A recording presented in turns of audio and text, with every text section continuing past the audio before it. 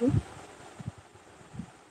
এখন ইষ্ট প্রসঙ্গ করার জন্য আহ্বান জানাই শ্রদ্ধেয় অরবিন্দ সরকার দাদার, সভাপতি ঋত্বিক এবং এক্স অ্যাসিস্ট্যান্ট ডাইরেক্টর তথ্য এবং সংস্কৃতি দপ্তর। জয়গুরু দাদা। জয়গুরু স্যার, জয়গুরু, নমস্কার, জয়গুরু।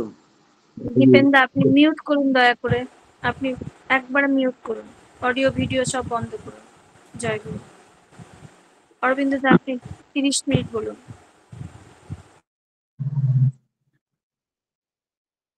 আজকে আপনাদের সঙ্গে মিলিত হতে পেরে আমি নিজে ধন্য মনে করছি। মায়ের আদেশে এই সংযোগ আমার সহকর্মী দীপেনদা এই সংযোগ করে দিয়েছেন। পরমপিতার আতুল চরণে আপনাদের প্রত্যেকের সার্বিক মঙ্গলের জন্য একান্ত হয়ে প্রার্থনা জানাই।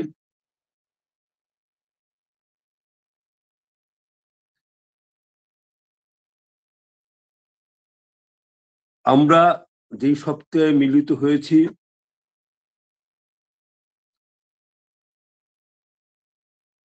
দিন তিনেক আগে আমাদের ভারতের ৭৯তম স্বাধীনতা দিবস সাড়ম্বরে প্রতিপালিত হয়েছে। আমাদের দেওঘর এবং সৎসঙ্গ বিহার কেন্দ্রে বর্ধমান ঠাকুর বাড়িতে আমরাও সাড়ম্বরে জাতীয় পতাকা উত্তোলন করেছি,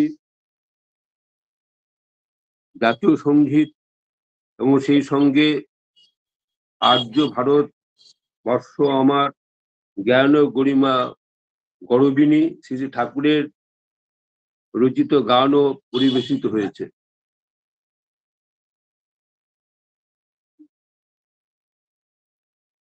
এই যে পর্ব এখানে যে শুরু হয়েছে আমার ভীষণ ভালো লাগছে এই জন্যে যে গুরু ভাই বোনদের মঙ্গলের জন্য নামধানের ব্যবস্থা রয়েছে। শ্রী শ্রী ঠাকুর অনুকূল চন্দ্র আমাদের প্রিয় পরম, তিনি তার পুণ্য পুঁথিতে এবং আলোচনা প্রসঙ্গে বহু জায়গায় বলেছেন যে নামই হচ্ছে আমার বেসিস। পুণ্য পুঁথির প্রথম বাণী ৭২ দিন যে তিনি বিভিন্ন সময়ে বলেছেন, তার প্রথম বাণী হচ্ছে আমি চাই শুদ্ধ আত্মা। এই শুদ্ধ আত্মাকে অর্জন করতে গেলে আমাদের নিয়মিত নাম জপ করতেই হবে। আমরা যারা দীক্ষা নিয়েছি ঋত্বিক দাদাদের মাধ্যমে আমরা জেনেছি অন্তত প্রতিদিন ৮ ঘন্টা থেকে ৪৫ মিনিট নাম করতে হবে। এবং ঠাকুর একটি বাণীতে অনুসূচিতে বলেছেন যে নাম করো আর মনন করো ইষ্টের যত গুণাবলী, ভাবে কাজে মক্ষ করো জ্ঞানে গুণে হবে বলি। নাম করার মধ্যে কি হয় যে আমাদের চঞ্চল মন, সেই মন শান্ত হয়। নামে মানুষকে তীক্ষ্ণ করে, ধ্যানে মানুষকে গ্রহণক্ষম করে। এরা শ্রী শ্রী ঠাকুর বলেছেন। রামকৃষ্ণদেব বলেছেন নাম করতে হয় মনে, বনে এবং কোণে। অনেকদিন আগে, বছর 35 আগে, আমার ব্যক্তিগতভাবে নাম জপ ঠিক মতো হচ্ছিল না। তখন আচার্যদেব ছিলেন শ্রী শ্রী দাদা, এখন বর্তমান আচার্যদেব যেখানে বসছেন সেখানে শ্রী শ্রী দাদা বসছেন খাটে। আমি তাকে আমার এই নাম জপ যে হচ্ছে না সেই সমস্যার কথা তাকে নিবেদন করলাম। তিনি বললেন যে প্রতিদিন তুমি নাম জপ করতে বসবে তোমার তোমার মতো সময় করে। যদিও আমরা জানি ঠাকুর বলছেন যে উষায় নিশায় মন্ত্র সাধন চলাফেরায় জপ যথা সময় ইষ্ট নির্দেশ মূর্ত করাই তপ। শ্রী শ্রী দাদা বললেন যে তুমি একটা নির্দিষ্ট সময়ে এবং নির্দিষ্ট আসনে বসে নাম জপ করবে, তোমার ভালো লাগুক আর না লাগুক, কিন্তু তোমাকে সময় নির্দিষ্ট করে নির্দিষ্ট আসনে বসতে হবে। দেখবে এই নির্দিষ্ট সময়ে নির্দিষ্ট আসনে বসার সঙ্গে সঙ্গে ধীরে ধীরে তোমার মনের মধ্যে নামের প্রতি একটা গভীর টান আসবে। কিন্তু তোমাকে নাম যেমন চলাফেরায় তুমি জপ করছো, কিন্তু তোমাকে বসে নাম জপ করতে হবে। আমরা জানি যে দীক্ষা নামে শুনেছি নাম জপ করার সময় আমাদের মেরুদণ্ড সোজা করে বসতে হবে। আজ্ঞা চক্রে ঠাকুরের যে চক্রধানের কথা বলেছেন, মিনিট খানিক তাকিয়ে নাম জপ করতে হবে। শ্রী শ্রী দাদা বলার পরে আমি তার পরদিন থেকে আমার নাম জপ শুরু হয়ে গেল এবং এখন পর্যন্ত শ্রী শ্রী ঠাকুরের দয়ায়, আচার্যদেবের আশীর্বাদে এবং আপনাদের শুভেচ্ছায় ভালোবাসায় আমার নাম জপ নিয়মিত চলছে। শ্রী শ্রী ঠাকুর তিনি 24 ঘন্টা নাম জপ করতেন। একদিন শ্রী শ্রী দাদা বলছেন হসপিটালে দোতলায় বসে যে আমার বাবা মানে আমাদের শ্রী শ্রী বড়দা, তিনি 10,000 মাইল দূরে কি আছে আমি দেখতে পারি। আর শ্রী শ্রী দাদা বলছেন যে আমি অতখানি পারি না, আমি 1000 মাইল দূরে কি আছে সেটা আমি দেখতে পাই। এটা ধরুন 35 বছর আগেকার কথা আমি বলছি। তারপরে আমার মনে হয় শ্রী আচার্যদেবের রেঞ্জ আরো বেড়ে গেছে। আমি একটা উদাহরণ দিই। শ্রী শ্রী ঠাকুর বসে আছেন বড়াল বাংলোতে, পার্লারের ঘরে বসে রয়েছেন। বড়াল বাংলো না, পার্লারে বসে রয়েছেন। এখন যেখানে আচার্যদেব বসেন সেখানে ঠাকুর বসে রয়েছেন। তা কেষ্টদা এসছেন। কেষ্টদাকে হঠাৎ ঠাকুর বললেন যে আপনার মেজো ছেলেকে দেখলাম লন্ডনের এই রাস্তা দিয়ে হাঁটছে। তিনি শুনলেন, শুনে তিনি বাড়ি চলে গেলেন। তখন মোবাইলের যুগ শুরু হয়নি। তিনি ল্যান্ড ফোনে লন্ডনে ফোন করলেন তার মেজো ছেলে, এই তুই এই সময় কোথায় ছিলি রে? তখন বললো বাবা আমি এই সময় এই রাস্তায় দিয়ে এই কাজ করেছি। ছেলে বলার পরে কেষ্টদা বললেন তার ছেলেকে কিছুক্ষণ আগে এই সময়ে ঠাকুর বলছেন যে তুই লন্ডনে এই রাস্তায় দিয়ে হাঁটছিস। ঠাকুর বসে রয়েছেন দেওঘরে। লন্ডন কোথায় যারা গেছেন, আমার যাওয়ার সৌভাগ্য হয়েছিল, যারা গেছেন তারা জানেন কত দূরে লন্ডন। তা সেখান থেকে ঠাকুর কখনো লন্ডনে যাননি, তিনি কখনো প্লেনেও চাপেননি। পার্লারের ঘরে বসে কৃষ্ণদার ছেলে কোথায় আছে তিনি দেখতে পাচ্ছেন। একবার শ্রী শ্রী দাদার কথা বলি। আমাদের মেঘালয় রাজ্যের একটা অন্যতম দ্বিতীয় বৃহত্তম শহর হচ্ছে তুরা শহর। আমাদের যে দেওঘরে তরুণ কুমার পাল আছে, যিনি বাণী পাঠ করেন, তার শ্বশুরবাড়ি সেখানে। আমরা তার মানে বিয়েতে বরযাত্রী রূপে গিয়েছিলাম। সেখানে অসিত দা বলে একজন ঠাকুরের কর্মী, সভাপতি ঋত্বিক অসিত সাহা, তিনি কনফারেন্সে এসেছেন দেওঘরে। তার যাওয়ার সময় হয়ে গেছে, এবং দাদাকে নিবেদন করছে যে আমি চলে যাব। দাদা বললেন যে না, তুমি থেকে যাও। তার আদেশ, থেকে গেলেন। দুদিন পরে দাদা বললেন অসিতদাকে, তুমি ফোন করো বাড়িতে তোমার। ফোন করার পরে তার স্ত্রী বলছে যে তোমাকে একটা ঘটনার কথা বলিনি, যে আমাদের ছেলে, সবচেয়ে একমাত্র ছেলে, সে সাইকেল নিয়ে করতে করতে সে পাহাড়ের উপর থেকে পড়ে গেছে। পড়ে যাওয়ার পর সে হাফ প্যান্ট পরেছিল, এবং পড়তে পড়তে যে ছোট প্যান্টে যে আংটা থাকে, যেখানে আমরা অনেক সময় বেল্ট টেল ঢোকাই, সে আংটার মধ্যে একটা লোহা রড ঢুকে সেই ছেলে ঝুলছে। অসিতদার ছেলে বেঁচে গেলেন। অসিতদাকে শ্রী দাদা থাকতে বললেন, অন্য কিছু হতো হতো। এইখান থেকে পুরাতে কি হচ্ছে, দেওঘর থেকে শ্রী দাদা দেখতে পাচ্ছেন। এটা আমরা যখন দেওঘরে যাই, ঠাকুরের কাছে, শ্রী বড়দার কাছে, শ্রী দাদাকে, যেমন বর্তমানকে আমরা নিবেদন করি যে আমরা বাড়ি যাচ্ছি, কিংবা কোনো কোনো সময় তারা ভর্ৎসনা বলে যে পৃথকভাবে অনুমতি নেওয়ার প্রয়োজন নেই, আপনারা যান। এই যে তারা যে দেখতে পাচ্ছেন, এটা সঠিকভাবে নাম জপ করার ফলেই সম্ভব হচ্ছে। শ্রী ঠাকুর 24 ঘন্টা নাম করতেন। শ্রী বড়দা নাম করতেন উষা নিশাতে।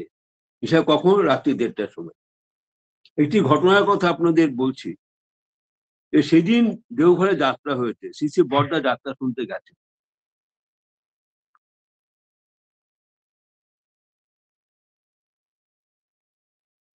তিনি ভাবলেন মনে মনে যে আজকে একটু নাম জপ দেরিতে করবো।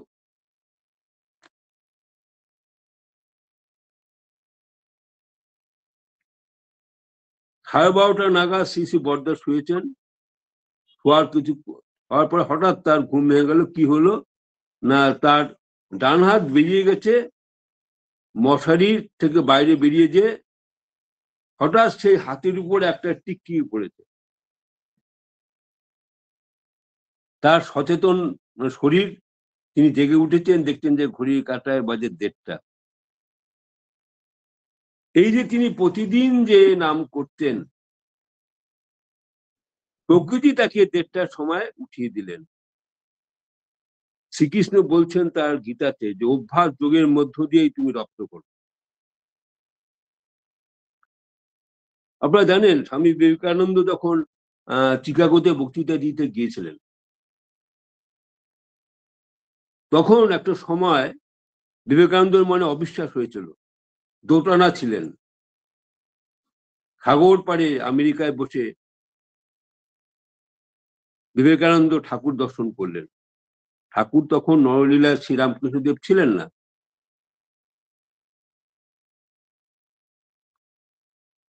এবং এই যে ঘটনাটা, এই ঘটনাটা তিনি প্রেরণা দেন।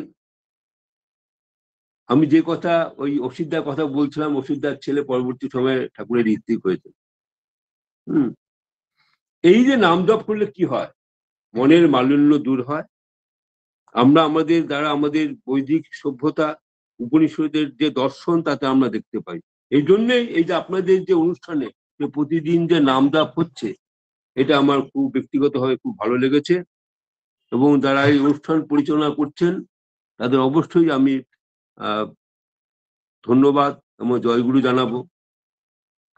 শ্রী ঠাকুর যে এসছেন, আমাদের পরম ভক্ত প্রফুল্ল কুমার দাস, তিনি আলোচনা প্রসঙ্গের ঠাকুরের যে কথোপকথন লিখেছিলেন সামনাসামনি বসে, 23 খণ্ড বেরিয়েছে। আমি আপনাদের কাছে, যারা আজকে এই লাইনে আছেন, তাদের আবেদন জানাবো এই 23 খণ্ড বই আপনারা সংগ্রহ করবেন। এই প্রফুল্ল কুমার দাস তিনি শ্রীমকে দেখেছিলেন, যিনি রামকৃষ্ণ কথামৃত লিখেছিলেন। তিনি সারদাময়কে দেখেছিলেন, তিনি স্বামী অভেদানন্দকে দেখেছিলেন। এবং প্রফুল্লদা আমাকে ব্যক্তিগতভাবে বলেছেন যে শ্রীমা মানে মহেন্দ্রগুপ্ত মাস্টারমশাই তিনি আমাকে টিফিনও খাইয়েছিলেন। এই প্রফুল্লদা যখন MA পাস করলেন কলকাতা বিশ্ববিদ্যালয় থেকে ইংরেজি ভাষায়, তিনি পাবনা আশ্রমে গিয়েছিলেন। তিনি তৃতীয় মহারাজ সাহেবের কাছে তিনি দীক্ষা নিতে রামকৃষ্ণ দেবকে যিনি দেখেছিলেন। প্রফুল্লদা ঠাকুরকে সরাসরি প্রশ্ন করছেন যে ঠাকুর আপনি কি পূর্বজন্মে রামকৃষ্ণ দেব ছিলেন? ঠাকুর কিন্তু উত্তর দিচ্ছেন না। তিনি বলছেন যে তুমি তোমার গুরুর প্রতি নিষ্ঠা রাখো, তিনি যেটা বলছে পালন করো। এই করতে করতে প্রফুল্লদার 7 বছর কেটে গেল, কিন্তু সরাসরি ঠাকুর কখনো বলছেন না যে আমি পূর্বজন্মে রামকৃষ্ণ দেব ছিলাম। কিন্তু পরে তার প্রফুল্লদার মধ্যে উপলব্ধি হলো, আমরা পড়েছি দেখবেন যে রামকৃষ্ণ কথামৃতে 5ম খণ্ডে ঠাকুর বলছেন যে আমি আবার বায়ুকোণে আসছি, এবং বলছেন তিনি আমি শিষ্যদের সাবধান দিচ্ছেন আমি আবার আসছি। শ্রী শ্রী ঠাকুর অনুকূল চন্দ্র হচ্ছেন সেই পুরুষ যিনি পূর্বজন্মে রামকৃষ্ণদেব ছিলেন, চৈতন্যদেব ছিলেন, মানে অষ্টম যে অবতার ছিলেন রামকৃষ্ণ, বুদ্ধ, যিশু, মোহাম্মদ, চৈতন্য, শ্রী রামকৃষ্ণ এবং ঠাকুর অনুকূল চন্দ্র। শ্রী শ্রী ঠাকুর অনুকূল চন্দ্র অবতার নন, তিনি হচ্ছেন অবতারী, মানে তিনি অবতারদেরও সৃষ্টি করেন। ত্রেতা যুগে শ্রী রামচন্দ্র তার যে আদর্শের মূল ইয়ে ছিল যে পারিবারিক জীবন যাতে সুন্দর হয়ে ওঠে, সেখানে দাদাকে শ্রদ্ধা করছে, ভরত সিংহাসনে দাদার পাদুকা রেখে রাজ্য শাসন করছে। কৈকেয়ীর ইচ্ছা ছিল ভারতীয় করবে, কিন্তু ভরত মার কথা শোনেনি, দাদাকে আনতে গেছে, দাদা আসেননি, তার পিতৃসত্য পালনের জন্য আসেননি। কিন্তু 14 বছর বনবাসে ছিলেন, কিন্তু ভরত তখন রামচন্দ্রের পাদুকা রেখে করেছিল। রামচন্দ্রের কাছ থেকে আমরা পারিবারিক বন্ধন কিভাবে উঠুটা সেটা জেনেছি। এবং তারপরে পূর্ণ পুরুষোত্তম ছিলেন শ্রীকৃষ্ণ, যার জন্মাষ্টমী গেল, 5251তম জন্মদিন পালন হলো সাড়ম্বরে। যেমন মথুরা বৃন্দাবনে হয়েছে তেমনি সারা ভারতবর্ষের বাইরেও হয়েছে। তিনি যেমন ছিলেন প্রেমিক ছিলেন, নাম জপ করতেন, তিনি ছিলেন কূটকৌশলী এবং রাজনীতিবিদ, বিশুদ্ধ রাজনীতিবিদ। তিনি চেষ্টা করেছিলেন যে পাণ্ডবের সঙ্গে কৌরবদের যেন যুদ্ধ না হয়, কিন্তু কৌরবরা তার কথা শোনেনি, এবং ভীষ্ম জেনেও তিনি কৌরবের পক্ষে ছিলেন। বুদ্ধদেব শ্রীকৃষ্ণ রাধা ছিলেন, রামচন্দ্র রাধা ছিলেন, বুদ্ধদেবও রাধা ছিলেন। তিনি নাম জপের কথা বলেছেন, তিনি অষ্টমার্গের কথা বলছেন। যিশু বলেছেন প্রেমের কথা। তিনি বলেছিলেন যে তার বন্ধু বান্ধবরা ছিল, তার সতীরা ছিল জেলে, মাছ ধরার জেলে, তখন তিনি বলেছিলেন যে আমি মানুষ ধরার কাজ চলছে, মানুষ ধরবো। মহামতি যিশু এবং চৈতন্যদেব এবং রসুল কি করেছেন, সেই আরবে জন্মে তিনি সেই সময় বিভিন্ন রকম ধার্মিক বিভিন্ন রকম সম্প্রদায় ছিল, তাকে তিনি একগাট্টা করেছেন, তাকে তার সহযোগিতা করেছেন তার স্ত্রী খাদিজা দেবী। তিনি বুঝতে পেরেছেন তার ব্যবসার কাজে তিনি সহযোগিতা করেছেন, তখন তিনি বুঝতে পারলেন যখন তিনি পাহাড়ে বসে নাম জপ করলেন। এবং তারপরে এলেন চৈতন্যদেব। তিনি তিনি যে আচার বিচার কুসংস্কারকে ত্যাগ করে চৈতন্যদেব প্রেমের করলেন। তখনকার রাজা বুঝেছিলেন যে প্রেম মানে নয়, দেখলেন যে হাজার হাজার লক্ষ লক্ষ মানুষ চৈতন্যদেবের পিছনে ছুটছেন, মান্যতা দিয়েছেন।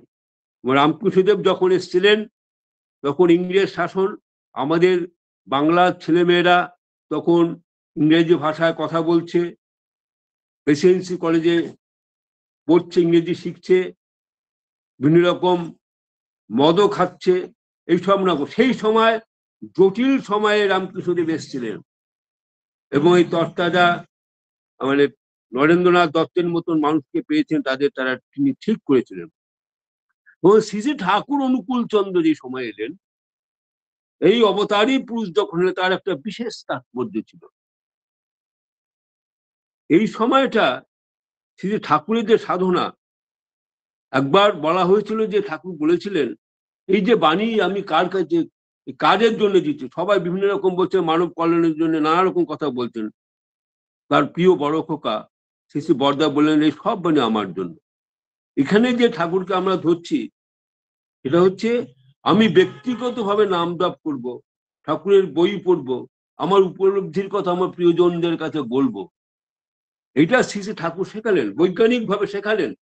এবং সেই সময় এখন মানুষের কর্মক্ষেত্র নিয়ে বিভিন্ন জায়গায় মানুষ স্ট্রেস, মানুষ সবসময় টেনশনে থাকে, কি করবে না করবে সেটা বুঝতে পারে না।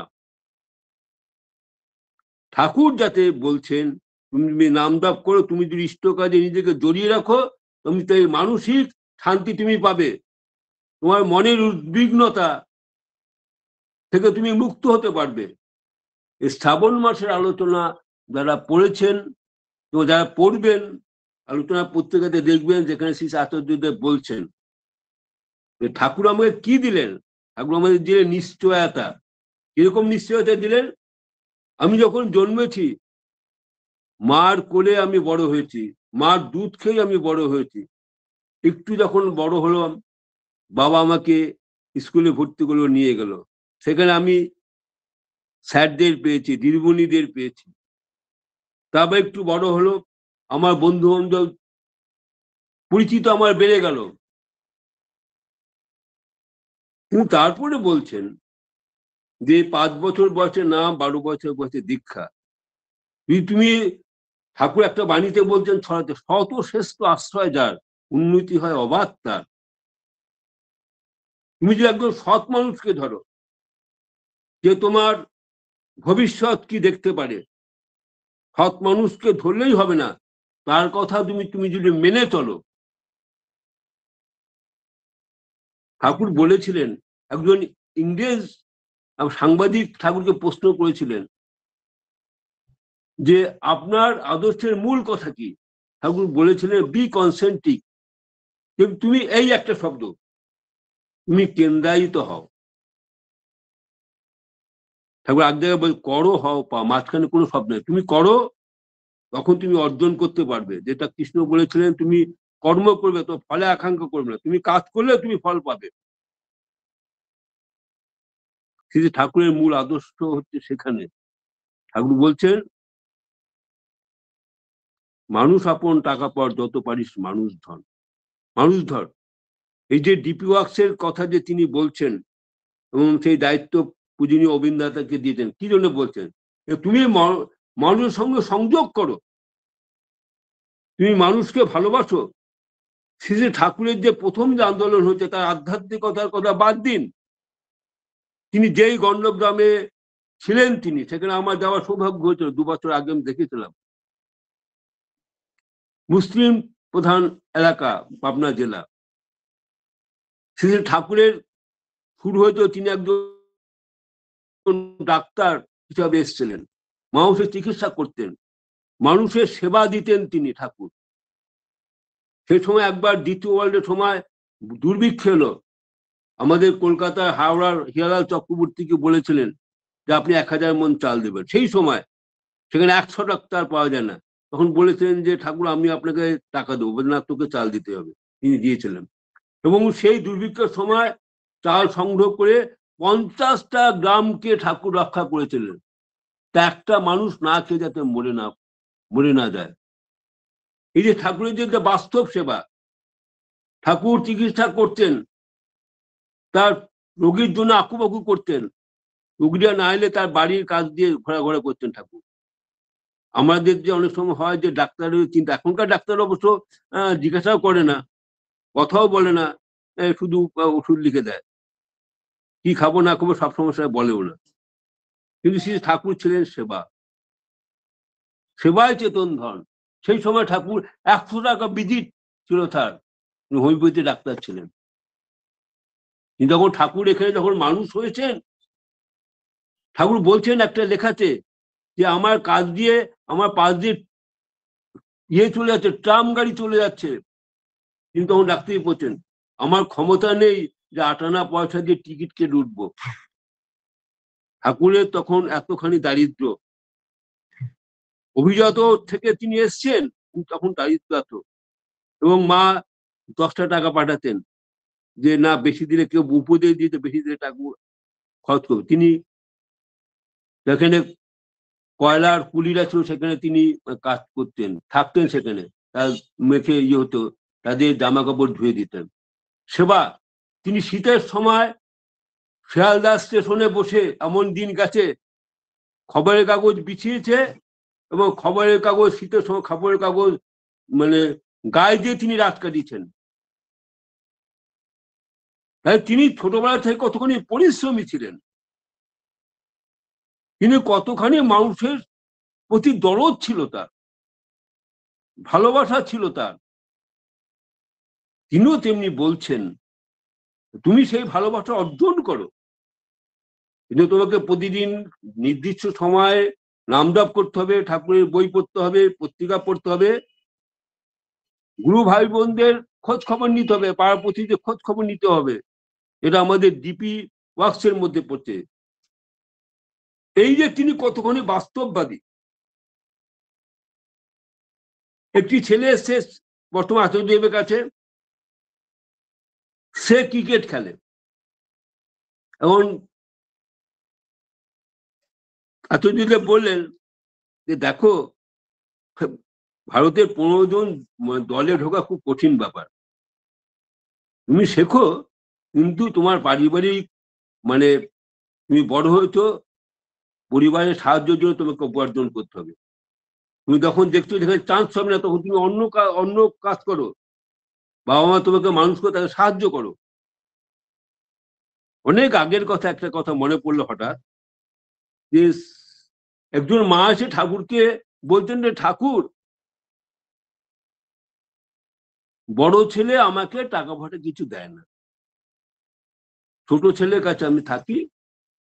ঠাকুর 2 ছেলেকে ডাকলেন, ডেকে বললেন ঠাকুর তো ছেলেকে, শোন তুই মাকে দেখিস না কেন? বলছে আমার ছোট ভাই দেখে। ছোট ভাইয়ের মা তোর মা না? তারপর ঠাকুর বলতো শোন, এরকম বল, শোন তুই যদি আমাকে যদি বেটে খাস তাও তোর কিচ্ছু হবে না, তুই আগে মাকে যত্ন নে, মাকে খুশি কর। একদিন এসে বর্তমান আচার্যদেব আরেকটি ঘটনা, এটা শ্রী ঠাকুরের কথা বলে একটি ঘটনা, বর্তমান আচার্যদেব একটি ছেলে এসছে, সে টাইম হয়ে গেল নাকি, টাইম হয়ে গেল, এই কথাটা বলে শেষ করছি। বললেন যে আমি সস্তনী নিয়েছি, আমার মা মাছ খায়, তা আমি কি করব? বর্তমান আচার্যদেব বললেন মা মাছ খেতে, তোর কি, তুই মার হাতেই রান্না খাবি। সমস্ত কিছুতেই ঠাকুর বলছেন মা বাবাকে যত্ন করবে। হ্যাঁ, এটা আমাদের মাথায় যেন থাকে। অনেক বলে ফেললাম, টাইম ওভার, সময় গিয়ে আপনাদের সঙ্গে আবার কোনো সময় সুযোগ দিলে আবার মিলিত হব। আপনারা প্রিয় পরমকে নিয়ে যত্নে থাকুন, আনন্দে থাকুন, প্রিয় মানুষ আপনার প্রিয়জনকে ঠাকুরের সঙ্গে যুক্ত করে দিন। সবাইকে আমার জয়গুরু, শ্রদ্ধা, প্রণাম, ভালোবাসা। বন্দে পুরুষোত্তম। জয় গুরু দাদা। দাদা সুযোগ দেওয়ার নয়, আপনি আমাদেরকে সময় দিয়েছেন, আমরা কৃতজ্ঞ। আপনার কাছে আপনি যদি আসেন আমরা অনেক ধন্য হব দাদা। খুব সুন্দর আলোচনা আমরা শুনলাম যে শুদ্ধ আত্মার জন্য নাম করতে হবে। শ্রী ঠাকুর প্রথমেই ভাববাণীতে বলেছেন যে শুদ্ধ আত্মার কথা। তাই শুদ্ধ আত্মার জন্য আমাদের নাম করতে হবে। নামে মানুষ তীক্ষ্ণ হয় এবং ধ্যানে মানুষ স্থির ও গ্রহণক্ষম হয়। নির্দিষ্ট সময় নির্দিষ্ট আসনে বসে নাম করতে হবে। আর নাম করলে দূরদৃষ্টি দূরদৃষ্টি আমাদের দূরে যায়। নাম করলে মনের মালিন্য দূর হয়। শ্রী ঠাকুর ছিলেন অবতারী, তিনি অবতারদের প্রেরণ করেন।